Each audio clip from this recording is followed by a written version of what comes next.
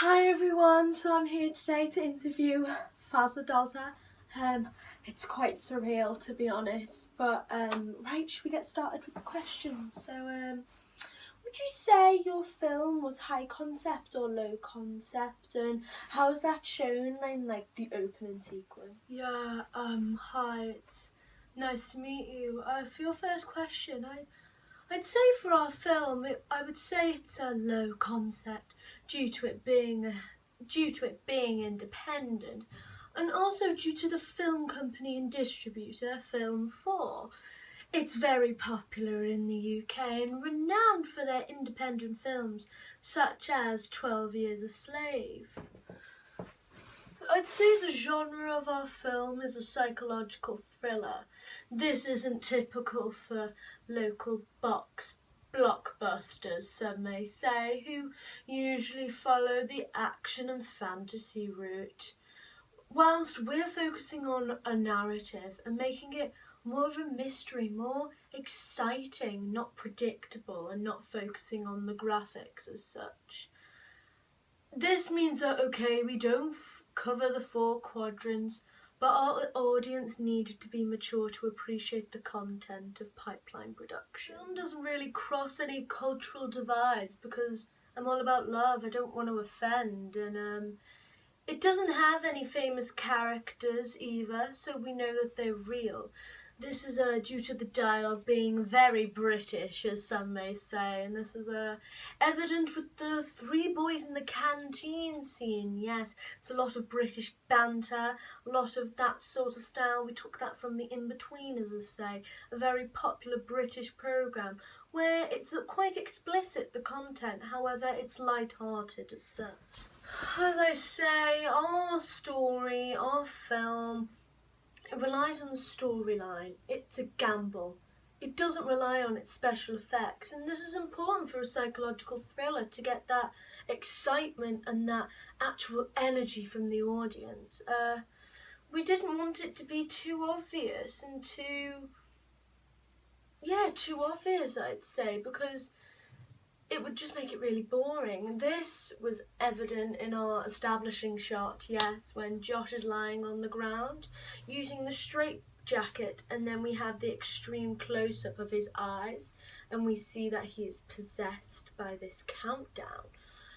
With the use of costume, which I did myself, I decided to put him in a straitjacket because it makes the audience more curious, because a straitjacket often defines being crazy and mental, so it makes the audience wonder what's happened, why is he there? Also, Ben Maidment, my other co-director, he suggested that we use a red gel filter on the light. This created a more sinister atmosphere. I thought this was very effective for the film. Also, it doesn't follow a structure of a beginning, a middle, and an end. It's very episodic, I would say, because it would be too boring and too obvious if we did it in a beginning, middle, and end structure. This is evident in our film as we start at the end with Josh being in the straitjacket. This would be the result after having the occurrence of the countdown.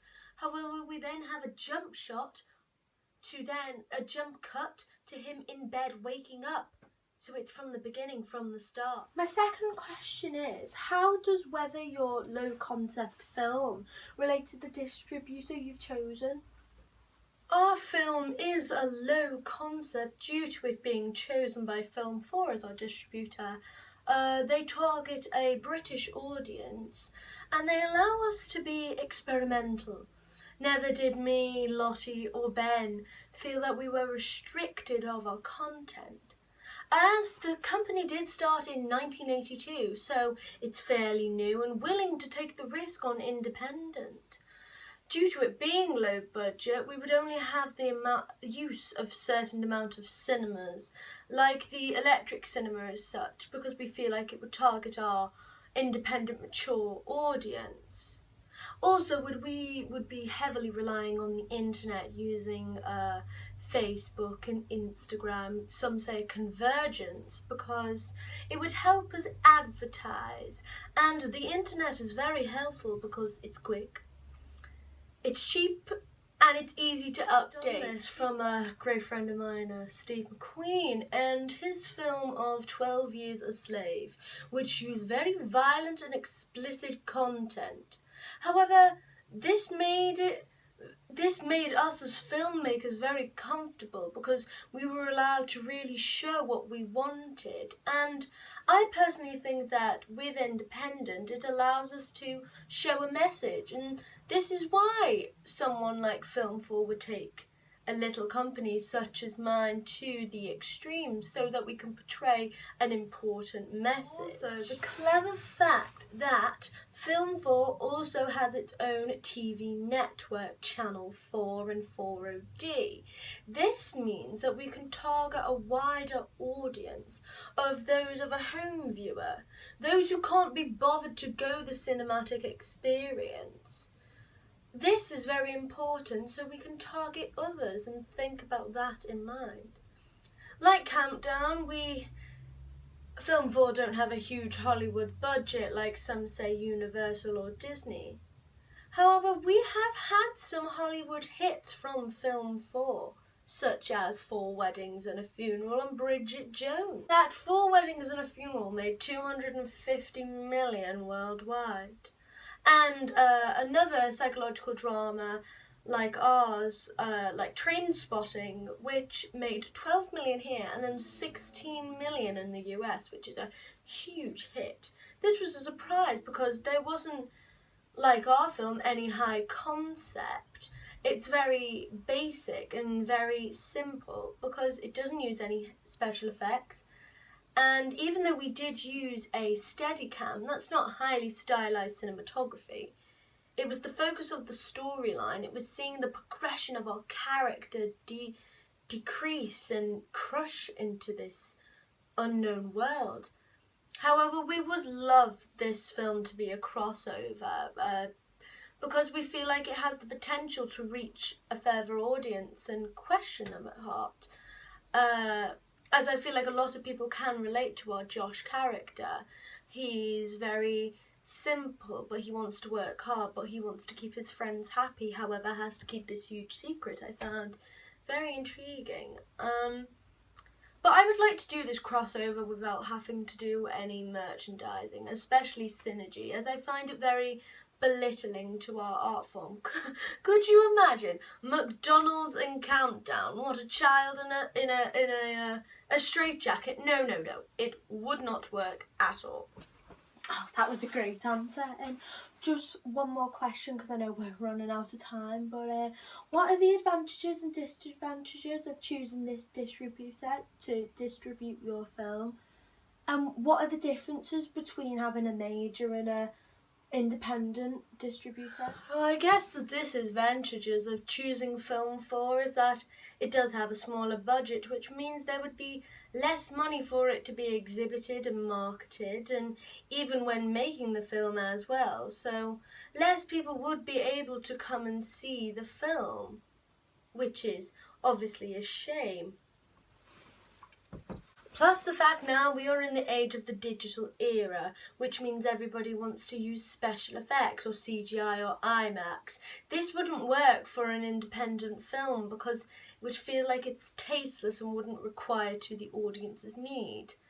Also, it's very expensive stuff to have, which at this time we don't have. So not having the renowned name of, say, Warner Brothers on our back meant there would be a smaller chance of an audience getting to know us as such, and there would be fear of not making any money at all. The film wouldn't cover the 4 quadrants because it's not able to be shown worldwide, as I feel like the dialogue and the banter, say with the boys, wouldn't work well in, say, a Chinese audience, because it's not the type of banter or comedy or the way they talk. That's not how they do it. Yes, with being with Major, there's the definite chance of it being shown due to its connections, whereas we have to work a little bit harder and use, such as we say, the word of mouth. We rely on the critics to give us our reward. This is why hopefully we will be releasing the film in December time so that we can have the chance of being nominated for the Oscars. So it allows us to save money being and using a smaller budget film, because if we look at it, below the line advertising is just word of mouth. We can use this with our actors speaking in interviews and from the reviews we have. I feel like this is more effective because it's personal and direct, instead of having these huge billboards that can be there as such, but you will take somebody's opinion over a picture, as they say. I think the fact that it's also British, it doesn't use any Anglo-American or Anglo-French, it's going to have a smaller budget because American companies such as Warner Brothers have this wider range of capital to spend at their disposal. Having the backing of a major studio or a well-known director or star can greatly improve the chances of securing a good distribution deal. Also, the fact that we would be showing in more of a mainstream cinema such as Odeon, which means more viewers would come see as such. However, independent films can often use film festivals. And just because we don't have the American money doesn't mean the actual film itself can become popular. Say Bridget Jones as such. It worked because it had the same language, and it was great from a business side because America has a huge demographic and a huge geographical margin to compete at. Also, there is a good risk that our film could be pirated because of not using any 3D. It would be easier to copy, which would be a shame. However, Film 4 does use websites like Netflix, evident from the films like Frank, because this is good because we have more people that can consume the film, as not many do go to the cinema anymore due to the price range of it going up. I find that this is where we can reach our target audience because a lot of teenagers do watch Netflix, and this is really good because then they can then use social media to exploit and explain how fantastic this film is. Just because we are low concept doesn't mean we can't use high stars. I would say we would use star-studded synergy to advertise our film, as we could use interviews and word of mouth, and it's the cheapest and most effective. Films such as The Avengers, which was 250 million budget and made 1.1 billion. But our film does not use superheroes, so it would not relate to our target audience and wouldn't relate to our type of story. I think that Film 4 has done it correctly because 2 out of 10 films will make a profit, and by spending more and more money, we'll put ourselves more in debt. I mean, I personally think by having a smaller budget, we can have a smaller ambition, and each time for our films to be progressing, then heighten. Is also the fact that I must say that Netflix is across multiple tablets such as iPhones, computers, PlayStation, so it's increasing our target audience, which is perfection.